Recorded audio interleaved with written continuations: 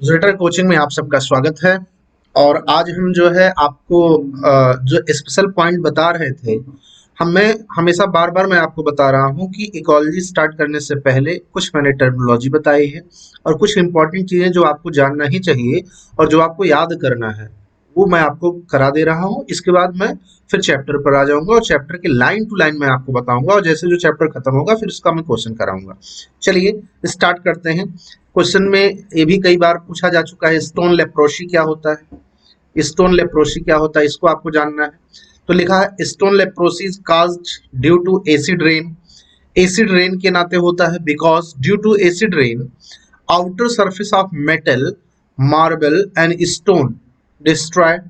तो stone leprosy कहने का मतलब है एसिड रेन के नाते जो है स्टोन या मार्बल का स्टोन का जो चमक होती है वो खत्म हो जाती है, उसको हम लोग स्टोन लेप्रोसी कहते हैं। तो अगर कभी भी आपसे क्वेश्चन पूछा जाए कि स्टोन लेप्रोसी क्या है तो आपको जानना है कि स्टोन लेप्रोसी क्या है। एसिड रेन के नाते जो मेटल की, मार्बल की और स्टोन की जो चमक होती है जो खत्म हो जाती है उसी को हम लोग स्टोन लेप्रोसी कहते हैं। ये आपको ध्यान रखना है। और आगे देखिएगा, अगला पॉइंट है आपको इंपॉर्टेंट पॉइंट, ये भी आपको जानना है।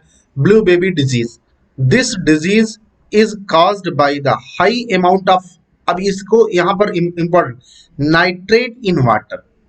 It is also known as, देखिएगा क्या लिखा, मेथेमोग्लोबिनेमिया और साइनोसिस के नाम से जाना जाता है। ब्लू बेबी डिजीज किस नाम से जाना जाता है, ये क्वेश्चन इंपॉर्टेंट है, प्लीज अंडरलाइन कर लीजिएगा, इंपॉर्टेंट है, इसको आपको ध्यान देना है। साइनोसिस के नाम से भी इसको हम जानते हैं, लेकिन ये किसके नाते, ब्लू बेबी डिजीज किसके नाते होता है, disease caused by high amount of nitrate in water. Water में, पानी में नाइट्रेट का अमाउंट बढ़ जाता है तो ये ब्लू बेबी डिजीज होता है, इसको भी आपको याद रखना है। अगला है आपका L Nino effect, most important. ये तो आपके एनसीईआरटी में भी दिया है, ये आपसे पूछा जाता है, कई बार आपसे पूछा गया क्वेश्चन लिखा है।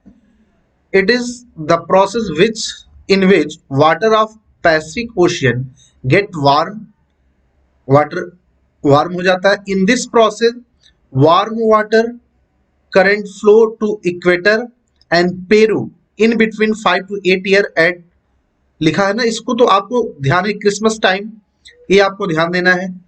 In between 5 to 8 year at Christmas time,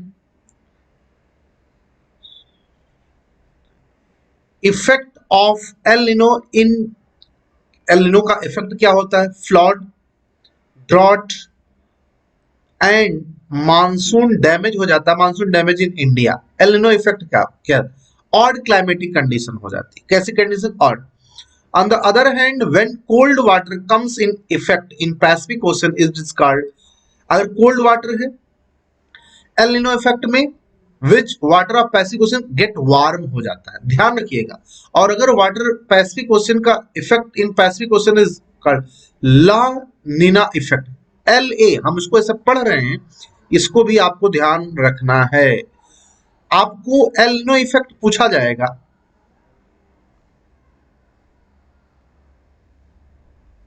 आपसे एल निनो इफेक्ट पूछा जाएगा तो ये आपको ध्यान रखना ही होगा। L Nino effect, L Nino effect में क्या आपको ध्यान रखना है, पैसिफिक ओशन गेट वार्म हो जाता है, वार्म, ऑड क्लाइमेटिक कंडीशन हो जाती है। तो ये भी इंपॉर्टेंट है, इसको भी आपको ध्यान रखना है, ये भी आप ध्यान देकर चलिएगा। आगे देखिएगा, एल निनो इफेक्ट आपने देख लिया, ऑड क्लाइमेटिक कंडीशन की बात कर लिया।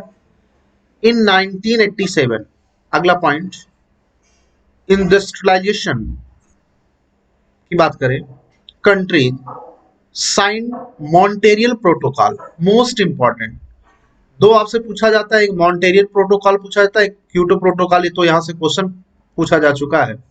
मॉन्टेरियल protocol to protect stratosphere ozone, ozone को, to date more than 175 countries have signed to Montreal protocol. तो आपसे पूछा मॉन्टेरियल प्रोटोकॉल किसके लिए है, तो कहोगे ओजोन लेयर डिप्लीशन के लिए। मॉन्ट्रियल प्रोटोकॉल, जो ओजोन लेयर डिप्लीशन हो रहा है वो कैसे, इतना ज्यादा ओजोन लेयर जो डिप्लीशन हो जा रहा है उसको कैसे कंट्रोल किया जाए, उसके लिए है मॉन्टेरियल प्रोटोकॉल। तो ध्यान रखिएगा, मॉन्टेरियल किससे है, ozone.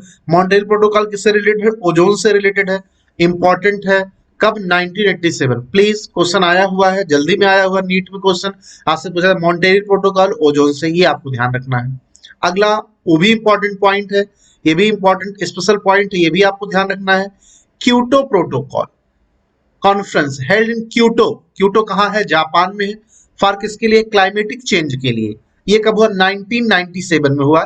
This protocol requires countries to take appropriate measure to reduce their overall greenhouse gas emission to a level at 5% below the 1990 level by the commitment period 2008 to 2012। तो आपसे ध्यान ये रखना है, climatic change green house effect के लिए Kyoto protocol किया जाता है, ये आपको ध्यान देना है। क्लाइमेटिक चेंज लिख के आएगा या ग्रीन हाउस इफेक्ट लिख करके आएगा तो आपको क्योटो प्रोटोकॉल बताना है। Montreal protocol ozone layer depletion के लिए है। क्योटो प्रोटोकॉल क्या? ग्रीन हाउस इफेक्ट के लिए है या क्लाइमेट चेंज के लिए। क्योटो प्रोटोकॉल, क्योटो क्या है? जापान का एक स्थान है जहां पर इसके बारे में मीटिंग हुई कि जो लगातार क्लाइमेटिक चेंज हो रहा है, जो लगातार कार्बन डाइऑक्साइड का लेवल लगातार जो है इन्वायरमेंट में, नेचर में बढ़ता चला जा रहा है, उसको कैसे कंट्रोल किया जाए, उसके लिए जो बातचीत किया गया तो उसकी बात किया green house gas emission to level at 5% below 1990 level by the commitment. इतने पीरियड में आपको कर लेना है ये कि 5% कम करना है। तो आपको ध्यान देना है दो बातें, प्लीज मेरे बेटा इंपॉर्टेंट पॉइंट ध्यान रखिएगा। मॉन्टेरियल प्रोटोकॉल किसके लिए है? ओजोन लेयर डिप्लेशन के लिए। क्योटो प्रोटोकॉल किसके लिए? क्लाइमेटिक चेंज या ग्रीन हाउस इफेक्ट के लिए। क्लाइमेटिक चेंज या ग्रीन हाउस इफेक्ट के लिए है, ये आपको ध्यान देना है। क्लाइमेटिक चेंज या ग्रीन हाउस इफेक्ट के लिए क्योटो प्रोटोकॉल है। क्योटो में मीटिंग हुई थी, वो जापान का एक स्थान है क्योटो, उसके लिए। आगे आइएगा, अगला जो है कुछ इंपॉर्टेंट पॉइंट जो आपको और जानने हैं, ये भी आपको ध्यान रखना है। टाइप ऑफ लेक्स की बात किया गया, यूट्रॉफिक लेक। आप हम बताएंगे जब इकोलॉजी पढ़ाएंगे तो हम बताएंगे, लेकिन यूट्रॉफिक लेक किसे कहा जाता है ये लिखा है। They are the shallow water lake which contain high amount of organic material. Eutrophic lake ऐसी लेक जिसमें ज्यादा अमाउंट में ऑर्गेनिक मैटर हो, उसको हम लोग यूट्रॉफिक लेक कहते हैं। एंड बोलो क्या? Nutrient. They have little O2 because decomposers rapidly use its up. तो इसको आपको ध्यान देना। Chironomus larva are commonly present in it. इसमें कौन सा लार्वा प्रेजेंट होता है? तो आपको ये ध्यान है चिरोनोमस लार्वा प्रेजेंट होता है इसमें यूट्रॉफिक लेक में। डल लेक ऑफ कश्मीर की बात किया गया है। और यूट्रॉफिक लेक में high amount of organic material present होता है, यूट्रॉफिक लेक कहलाता है। ये आपको ध्यान देना है।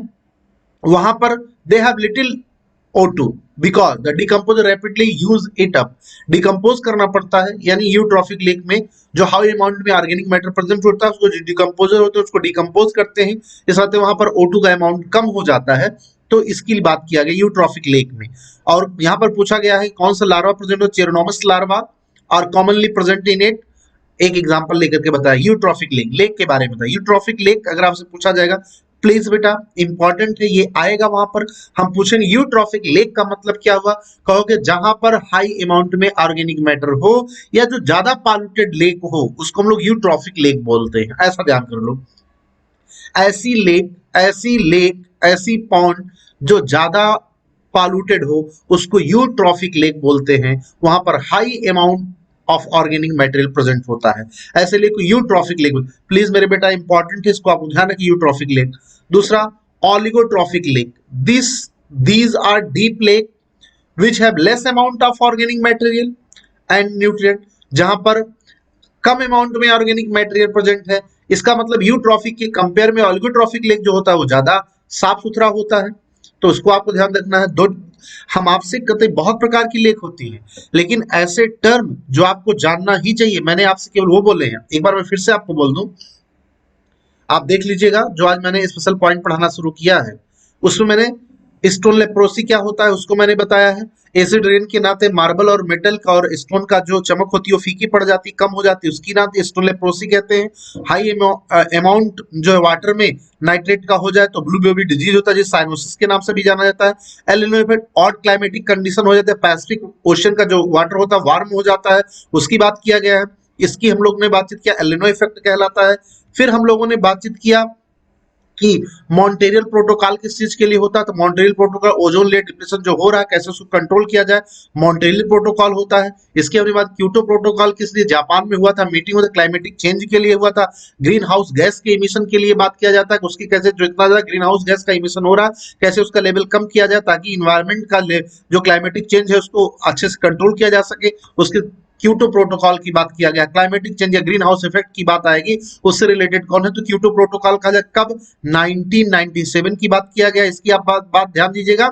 और अगर मॉन्टेरियल प्रोटोकॉल पूछा जाए तो आप बताओगे 1987, मॉन्टेरियल प्रोटोकॉल 1987 है, क्योटो प्रोटोकॉल 1997 की बात ये भी पूछा जाता है, आपको ध्यान रखिएगा। क्योटो जापान का स्थान, ये भी आप ध्यान रखिएगा। फिर हमने लेक के बारे में था, यूट्रॉफिक लेक में हाई अमाउंट में ऑर्गेनिक मैटर प्रेजेंट होता है, उसकी बात किया, O2 वहां पर कम होता है। ऑलिगोट्रॉफिक लेक में लेस अमाउंट में ऑर्गेनिक मैटेरियल न्यूट्रिएंट प्रेजेंट, तो उसकी बात हमने किया। आगे अगला पॉइंट है इंसिनरेशन क्या होता है, solid waste burning in presence of oxygen. अगर ऑक्सीजन की प्रेजेंस सॉलिड वेस्ट को बर्न किया जाए तो इंसिनरेशन कहलाता है। पायरोलिसिस क्या कहलाता है, सॉलिड वेस्ट की बर्निंग हो, कंबशन हो, लेकिन एब्सेंस ऑफ ऑक्सीजन, ऑक्सीजन की एब्सेंस में बर्न किया जाए सॉलिड वेस्ट, पायरोलिसिस कहलाता है। सॉलिड वेस्ट बर्न किया जाए ऑक्सीजन की प्रेजेंस में तो इंसिनरेशन कहलाता है, ये आपको लेना है। अब आपको स्नो ब्लाइंडनेस क्या होता है इसके बारे में आपको जानना इंपॉर्टेंट है, अंडरलाइन कर लीजिएगा, हम इंपॉर्टेंट निशान लगा दे रहे हैं। ये सब तमाम सारे क्वेश्चन ऐसे हैं जो बेटा पूछे जाते हैं और आपसे पूछे ही जाते हैं। In human I cornea absorb UV radiation and high dose of UV radiation cause inflammation of cornea called snow blindness, या कैटरैक्ट बोला गया, स्नो ब्लाइंडनेस कैटरैक्ट बोला गया है, ये आपको ध्यान देना है। तो आपको कॉर्निया यूवी रेडिएशन के नाते होता है, ये आपको ध्यान देना है। Electronic waste is also called, जो इलेक्ट्रॉनिक वेस्ट को हम लोग जो होता है, जो इलेक्ट्रॉनिक वेस्ट होता है उसको क्या कहा जाता है, ई वेस्ट कहा जाता है। इलेक्ट्रॉनिक वेस्ट को क्या कहा जाता है, ई वेस्ट। जो इलेक्ट्रॉनिक वेस्ट होता है उसको क्या कहा जाता है, इलेक्ट्रॉनिक सामान जो खराब हो जाते हैं उसका जो मटेरियल जो बचता है उसको क्या कहता है, ई वेस्ट कहा जाता है। आप देख लीजिएगा जैसे ई रिक्शा होता है तो ई इलेक्ट्रॉनिक सामान होता है, इलेक्ट्रिक से चलता है तो उसके लिए इलेक्ट्रॉनिक वेस्ट। तो इलेक्ट्रॉनिक जो वेस्ट मटेरियल होता है, जो भी आपके घर में इलेक्ट्रॉनिक सामान वेस्ट हो जाते हैं उसको हम लोग ई वेस्ट के नाम से भी जानते हैं, ये आपको जानना ही जानना है, ध्यान देना है आपको बेटा। फिर आपसे लिखा गया है इनवार, वेरी मोस्ट इंपॉर्टेंट, सब कुछ आप बोल सकते हो लेकिन ये आप तो नहीं बोल सकते हो, इतना इंपॉर्टेंट है कि जिसके बारे में बताया नहीं है। The national environment protection act, the national environment protection act NEPA के नाम से कब दिया गया, 1986, यही आप याद कर लीजिएगा। नेशनल इन्वायरमेंट प्रोटेक्शन एक्ट कब दिया गया, ईयर आपको याद करना है, उसमें जो लिखा है उसको आप पढ़ लीजिएगा। Act clearly bring the protection of the water and solid soil quality, soil quality and control environment pollutant, इसके बारे में है दिया गया है। नेशनल इन्वायरमेंट प्रोटेक्शन एक्ट में बताया गया है कि वाटर को या सॉइल की क्वालिटी को या इन्वायरमेंट में पॉल्यूशन को कैसे कंट्रोल किया जाए, तो नेशनल इन्वायरमेंट प्रोटेक्शन एक्ट दिया गया जिसको NEPA के नाम से जानते हैं। उसका फुल फॉर्म होता है, डायरेक्ट NEPA लिखा होता है और उसका फुल फॉर्म हो जाता है। तो आपको बताना नेशनल इन्वायरमेंट प्रोटेक्शन एक्ट कब दिया गया, 1986 में, याद करना है, क्वेश्चन डायरेक्ट पूछा जाता है please, very most important, very most IMP, very most IMP, इसको ध्यान दीजिएगा। द इंसेक्टिसाइड एक्ट कब दिया गया है, 1968 में दिया गया है। इंसेक्टिसाइड एक्ट लिखा, that act deals with the regulation of important manufacture, sale, transport, distribution and use of insecticide with a view of preventing risk to human health and other organism। The insecticide से होने वाले जो effect होते हैं वो कैसे कम हो या उसको देख करके मार्केट में रिलीज किया जाए, उसके नाते इंसेक्टिसाइड एक्ट दिया गया वो 1968 में। कि क्यों हम इंसेक्टिसाइड एक्ट क्यों दिए, क्योंकि हमें इंसेक्ट को मारने के लिए हमने इंसेक्टिसाइड बनाया है तो उसका असर ह्यूमन हेल्थ पर कम पड़े और जो अदर ऑर्गेनिज्म है उन पर कम पड़े, उसके लिए एक्ट बनाया गया। उसके तहत इसको क्या कहता है, आपको याद रखना, इंसेक्टिसाइड एक्ट ये। लेकिन उन सब में the national environment protection act बहुत ज्यादा इंपॉर्टेंट, कब दिया गया पूछा जाता है, 1986 में। इंसेक्टिसाइड एक्ट कब दिया गया, the water prevention, very most important, बहुत ज्यादा इंपॉर्टेंट, बहुत ज्यादा इंपॉर्टेंट, इतना इंपॉर्टेंट कि हम बता ही नहीं सकते। The water prevention and control of pollution act 1974 याद करिएगा। National environment protection act 1986, insecticide act 1968, the water prevention and control of pollution act 1974 बहुत ज्यादा इंपॉर्टेंट है। ये आप पूरा पैराग्राफ ही आपके लिए इंपॉर्टेंट है, ये पूरा आप इसको छोड़ नहीं सकते हो, ये पूरा का पूरा ये आपको पूरा इंपॉर्टेंट है, हमने बता दिया। This act deal with prevention of the water quality, ये एक्ट वाटर क्वालिटी को कैसे मेंटेन रखा जाए उसको डील करता है, कंट्रोल ऑफ वाटर पॉल्यूशन को, तो उसके लिए आपको ध्यान रखना है। आगे देखिएगा, the air prevention and control of pollution act 1981, the air prevention and control of pollution act 1981 आपको ध्यान रखना है, ये आपको भूलना नहीं है तो नहीं है। नेशनल एनवायरमेंट प्रोटेक्शन एक्ट का भी 1986, इंसेक्टिसाइड एक्ट का भी 1968, वाटर प्रिवेंशन कंट्रोल एक्ट का 1974, the air prevention control pollution act का भी 1981 ये आपको ध्यान करना है। लिखा deal with the prevention of air quality, कैसे एयर क्वालिटी को maintain, control of air pollution के बारे में बातचीत किया जाता है, उसकी बात किया गया है। अब अगला पॉइंट इसी में जो जोड़ दिया गया है, ये आपको ध्यान देने की बात है। In 1987, important amendment to the Air Act 1981 were made and noise was recognized as air pollution. Sound pollution, noise pollution का मतलब है साउंड पॉल्यूशन को एयर पॉल्यूशन में ऐड कर दिया गया। नॉइज पॉल्यूशन को भी एयर पॉल्यूशन का अंग माना जाने लगा, हिस्सा माना जाने लगा। ये नॉइज पॉल्यूशन को एयर पॉल्यूशन में कब जोड़ दिया गया? 1987 में जोड़ दिया गया, इसको ध्यान रखिएगा। Air prevention control pollution act कब दिया? 1981 में दिया गया। लेकिन नॉइज पॉल्यूशन को, कि जो साउंड से होने वाला पॉल्यूशन है, इसको भी air prevention and control pollution act में जोड़ दिया जाए तो कब जोड़ा गया? 1987 में जोड़ दिया गया। इसके साथ पहले एयर पॉल्यूशन के लिए बोला जाता है कि कैसे एयर की क्वालिटी को, एयर में पॉल्यूशन ना होने पाए कैसे उसको कंट्रोल किया जाए, उसके लिए एक्ट बनाया गया, वो 1981 में बनाया गया। लेकिन इसमें नॉइज पॉल्यूशन को मान लिया गया कि नॉइज पॉल्यूशन से एयर पॉल्यूशन होता है, तो उसको नॉइज पॉल्यूशन को एयर पॉल्यूशन में कब जोड़ दिया गया? 1987 में। ये आप क्वेश्चन करते समय ध्यान दें। एयर प्रिवेंशन कंट्रोल एक्ट कब दिया गया? 1981 में दिया गया। लेकिन अगर आपसे ये पूछ लिया जाए क्वेश्चन कि नॉइज पॉल्यूशन को एयर पॉल्यूशन में कब जोड़ दिया गया, तो आप कहोगे पॉल्यूशन एक्ट में 1987 में जोड़ दिया गया। ये आपको बेटा पूरा का पूरा ध्यान रखना, ये इंपॉर्टेंट है। आगे फॉरेस्ट कंजर्वेशन की बात किया गया है। Protection and conservation of forestry by making national park and biosphere reserve. Forest को कैसे कंजर्व किया जाए तो बताया गया, नेशनल पार्क बना करके, बायोस्फीयर रिजर्व बना करके, ये आपको पढ़ना ही पढ़ना है, उसको फॉरेस्ट को कंजर्व किया जाए। प्रोडक्शन एंड कॉमर्शियल फॉरेस्ट्री, कैसे कॉमर्शियल लेवल फॉरेस्ट्री किया जाए उसकी। The Indian social forestry started, India में सोशल फॉरेस्ट्री कब स्टार्ट किया गया? 1976 में। इंपॉर्टेंट है बेटा, मैं बार बार आपसे बोल रहा हूं इंपॉर्टेंट है तो इंपॉर्टेंट है। इंडिया में सोशल फॉरेस्ट्री स्टार्टेड कब किया गया? 1976 में स्टार्ट किया गया। दो टाइप का, it is up to type social forestry to grow the tree and serves on unused farmland, road side, rail side, community land etcetera, इसको हम लोग सोशल फॉरेस्ट्री कहते हैं। कहा गया सोशल फॉरेस्ट्री किसे कहते हैं? सोशल मतलब सामाजिक। रोड साइड में लगा लिया जाए, पेड़ पौधों को लगा दिया जाए। अनयूज जो फार्मलैंड है, ऐसी खेत जहां पर खेती नहीं होती है वहां पर पौधों को लगा दिया जाए। जो रेलवे ट्रैक है उसके किनारे लगा दिया जाए कम्युनिटी के द्वारा, समाज के द्वारा, तो उसको सोशल फॉरेस्ट्री कहा जाता है। Agro forestry, woody species are growing in combination with herbaceous crop either at the same time or at the in time sequence। woody species को ग्रो कराया जाए तो उसको हम लोग एग्रो फॉरेस्ट्री कहते हैं। With herbaceous crop, herbaceous crop agro forestry. अब इसको आपको समझना पड़ेगा, इंपॉर्टेंट है। एक सोशल फॉरेस्ट्री है, रोड साइड में अगर आप काम करते हो तो सोशल फॉरेस्ट्री कहलाता है। बहुत ज्यादा इंपॉर्टेंट है, बहुत ज्यादा इंपॉर्टेंट है, आपको याद करना पड़ेगा। Woody species are grow in combination with herbaceous crop. जो हम लोग खेती करते हैं खेत की चारों तरफ अगर हम पेड़ पौधों को लगा देते हैं, वुडी स्पीसीज को लगा देते हैं, तो इसको एग्रो फॉरेस्ट्री कहा जाता है। अपने खेत की चारों तरफ लगा दिया जाए। आगे, और सबसे ज्यादा ज्वाइंट फॉरेस्ट मैनेजमेंट कब स्टार्ट हुआ? 1980 में। कुछ भी आप भूल जाइए लेकिन आप ये नहीं भूल सकते, कुछ भी आप भूल जाइए लेकिन आप ये नहीं भूल सकते, joint forest management start 1980। Joint forest management start JFM के नाम से 1980 में स्टार्ट किया गया। ये आपको ध्यान रखना है।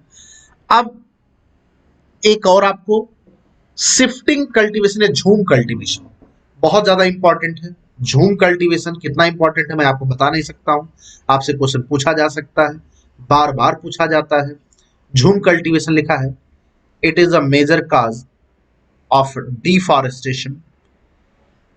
Many tribal communities practiced slash and burn agriculture in tropical and subtropical region of Asia, Africa and ocean के किनारे की बात किया गया है। This consists of cutting down tree and setting them for fire and raising crop on the resulting as called झूम cultivation in northern eastern India। इसको हम आपको समझा देते हैं, किसको? झूम कल्टीवेशन को। झूम कल्टीवेशन को समझाते हैं। ट्राइबल कम्युनिटी होती है, कुछ जनजातियां होती हैं जो जिनका घर फिक्स नहीं होता, जिनका आवास फिक्स नहीं होता। बताइए वो आपके बीच में आके रहने देंगे? नहीं। तो कहा गया वो फॉरेस्ट में जाते हैं, जंगलों के बीच में जाते हैं, वहां पेड़ पौधों को काट देते हैं, उसको बर्न करते हैं, जला देते हैं, थोड़े टाइम पीरियड तक वहां रहते हैं, फिर वहां अपना मकान बनाते हैं, घर खेती करना शुरू करते हैं, और फिर थोड़े समय तक वहां रहते हैं उस जंगल में, फिर वहां से कहीं दूसरी जगह जाकर शिफ्ट हो जाते हैं, फिर वहां के पेड़ पौधों को काटते हैं, वहां फॉरेस्ट के बीचों बीच जाकर के वहां के पेड़ पौधों को काटते हैं, मकान बनाते हैं, थोड़े समय तक रहते हैं, खेती करते हैं, फिर वहां से वहां दूसरी जगह चले जाते हैं। वो एक जगह कभी स्थिर होकर के नहीं रहते हैं, लेकिन जहां जाते हैं वहां के फॉरेस्ट को बीच में काटते हैं, वहां अपना रहने के लिए थोड़े समय तक, जब तक उनको रहना होता रहते हैं, खेती करना स्टार्ट कर देते हैं। इस प्रकार से उसको हम लोगों को झूम कल्टीवेशन कहा जाता है। पहले ट्राइबल कम्युनिटी लिखिए, क्या कहा गया था? बोलो झूम कल्टीवेशन कहलाता है कि पेड़ पौधों को काटें, बर्न करें, जलाएं उसको हम, और वहां पर फिर अपना मकान बना करके रहने लगते हैं, तो उसको हम लोग कहते हैं झूम कल्टीवेशन। ट्राइबल कम्युनिटी होती है जो फॉरेस्ट के बीच में जाकर के रहती हैं, वहां के पेड़ पौधों को काट देती हैं, बर्न करके जला देते हैं उसको, और वहां पर अपना मकान, वहां थोड़ा बहुत खेती होती है, स्टार्ट करते हैं, रहने खाने के लिए व्यवस्था बना लेते हैं, थोड़े टाइम पीरियड तक एक जगह रहते हैं, फिर वहां से दूसरी जगह शिफ्ट हो जाते हैं। इस शिफ्टिंग को कहा जाता है झूम कल्टीवेशन या शिफ्टिंग कल्टीवेशन के नाम से जाना जाता है। झूम कल्टीवेशन या शिफ्टिंग कल्टीवेशन के नाम से जाना जाता है। इसको आपको ध्यान करना है, ट्राइबल कम्युनिटी आपको यहाँ याद रखना है। ट्राइबल कम्युनिटी झूम कल्टीवेशन स्लैश एंड बर्निंग का काम करते हैं, ये भी आपको ध्यान करना है। पेड़ पौधों को काटते जलाते हैं, उसको हम लोग बात करते हैं, लेकिन कहाँ? सड़क के किनारे पेड़ पौधों काट के जलाएंगे तो गवर्नमेंट उनको पकड़ लेगी। बीच जंगल में जाते हैं वहां पर, ताकि वहां कोई उनको पकड़ ना पाए, और इस प्रकार से वो काम करते हैं। ठीक है ना? आगे एक आपको और पॉइंट है, red data book. Threatened plant and animal. हमारे इस एनवायरमेंट में तमाम तरीके की प्लांट की स्पीसीज, तमाम तरीके की एनिमल स्पीसीज ऐसी होती हैं। जब कौन सी स्पीसीज ऐसी है जो विलुप्त हो चुकी है प्लांट और एनिमल की, अगर दोनों के बारे में हमको जानकारी हासिल करना, थ्रेटेंड प्लांट और एनिमल के बारे में, तो हम लोग रेड डाटा बुक को पढ़ते हैं। कौन से बुक को पढ़ते हैं? Red data, red data book. जब हमें किसके बारे में जानना हो? प्लांट और एनिमल दोनों के बारे में जानना, कौन से थ्रेटेंड हो गई, कौन से विलुप्त हो गई, तो रेड डाटा बुक पढ़ेंगे। ग्रीन डाटा बुक ओनली अगर प्लांट के बारे में, ग्रीन कौन होता? प्लांट होता, तो याद रखिएगा। अगर कौन सी प्लांट की स्पीसीज एक्सटिंक्ट हो गई है या एक्सटिंक्ट होने वाली है, खत्म हो रही है, विलुप्त हो रही है, केवल प्लांट के बारे में जानना है तो ग्रीन डाटा बुक पढ़ेंगे, और अगर प्लांट और एनिमल दोनों की बात करते हो तो रेड डाटा बुक पढ़ेंगे। तो इसको आपको ध्यान रखना है। और 25 number point most important point है, सबसे ज्यादा इंपॉर्टेंट पॉइंट है, प्लीज आप इसको भूलिएगा नहीं, याद रखिएगा। XC2 कंजर्वेशन लिखा है, the protection of wildlife in zoo and botanical garden. Other example of XC2 conservation are gene bank, germplasm bank, seed bank. कहा गया है XC2 कंजर्वेशन, अगर वाइल्ड लाइफ को प्रोटेक्ट किया जाए इन जू में या बॉटनिकल गार्डन में, तो कहा गया है इसको XC2 conservation. In situ conservation is the protection of species या wild life in their natural habitat व नेशनल पार्क। तो इंपॉर्टेंट बात है, किसी को किसी नेचुरल हैबिटेट में प्रोटेक्ट किया जाए, जो जिसका नेचुरल हैबिटेट हो वहीं पर प्रोटेक्ट रहे, तो इन सीटू कंजर्वेशन इंपॉर्टेंट है, पूछा जाता है, वेरी मोस्ट इंपॉर्टेंट। जो जिसका नेचुरल हैबिटेट है वो उसको वहीं पर प्रोटेक्ट किया जाए, इन सीटू कंजर्वेशन।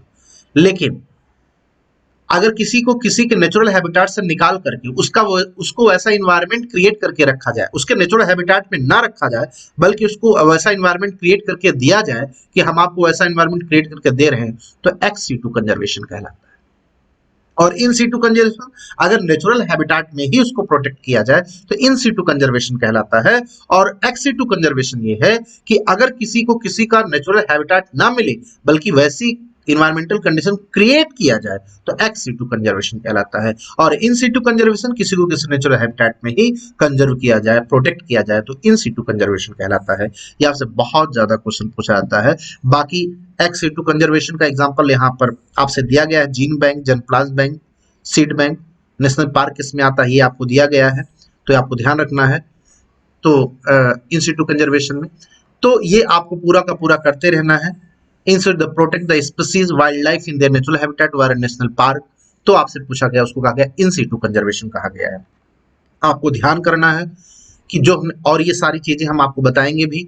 अब हम आपको जो है ऑर्गेनिज्म एंड पॉपुलेशन का चैप्टर आपसे स्टार्ट करेंगे, लेकिन प्लीज मेरे बेटा आप ये ध्यान रखिएगा, ये जो हमने पॉइंट आज बताए हैं सारे, वो आपको पूरा का स्टोन लेप्रोसी, फिर से एक बार stone leprosy, blue baby disease, El Nino effect, odd climatic condition के लिए बोला है, El Nino effect odd climatic condition के लिए बोला है, तो ये आपको ध्यान रखना है।